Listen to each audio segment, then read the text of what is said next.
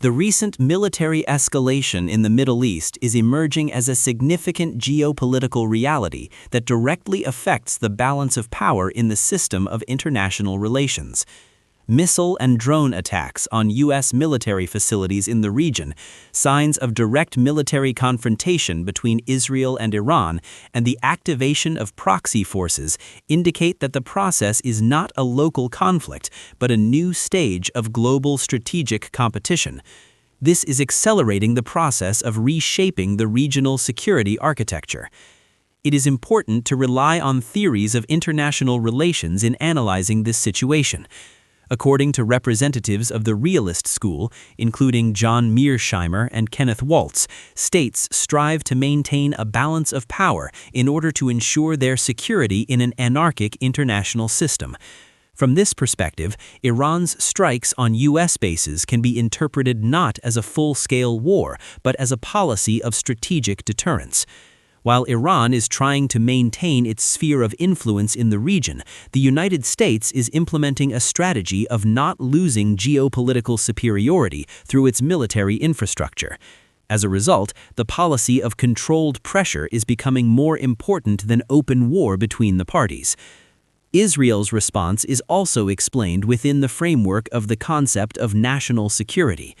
Tel Aviv perceives Iran's military-political influence in the region as a strategic threat. Therefore, the ongoing chain of military strikes is forming a mechanism of mutual escalation. This process clearly demonstrates the phenomenon called the security dilemma in international relations.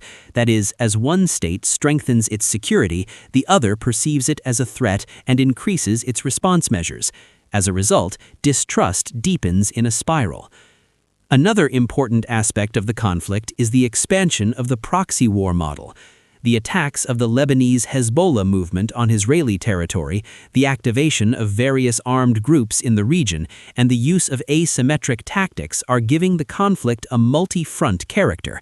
In such a situation, states, while avoiding direct war, use indirect means of pressure. Some political analysts explain this by the concept of controlled instability, that is, a strategy of maintaining tension at a certain level while avoiding a full-scale war. The formation of the Interim Governing Council in Iran after the death of the supreme leader has also exacerbated the internal political dimension of the conflict. In such situations, an external threat can become a factor in internal political consolidation. The state leadership seeks to demonstrate the stability of the system in the face of external pressure. At the same time, the balance of power within the elite is likely to directly affect the process of making foreign policy decisions.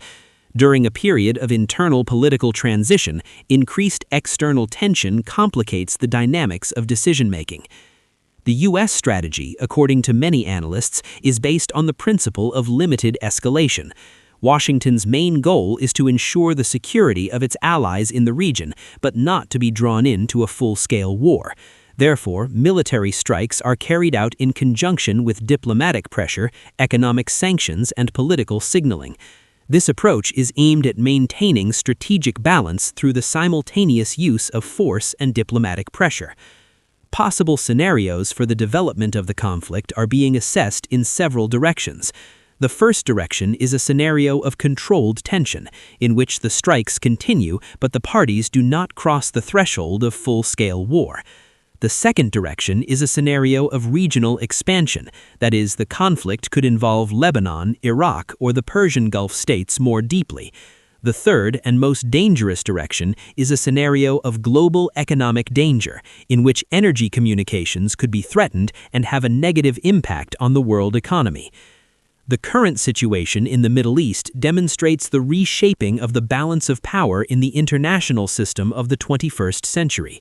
States are now competing not only for military superiority, but also for political influence, logistical routes, and control over energy security. In this sense, this conflict is more a struggle to maintain strategic positions than to win.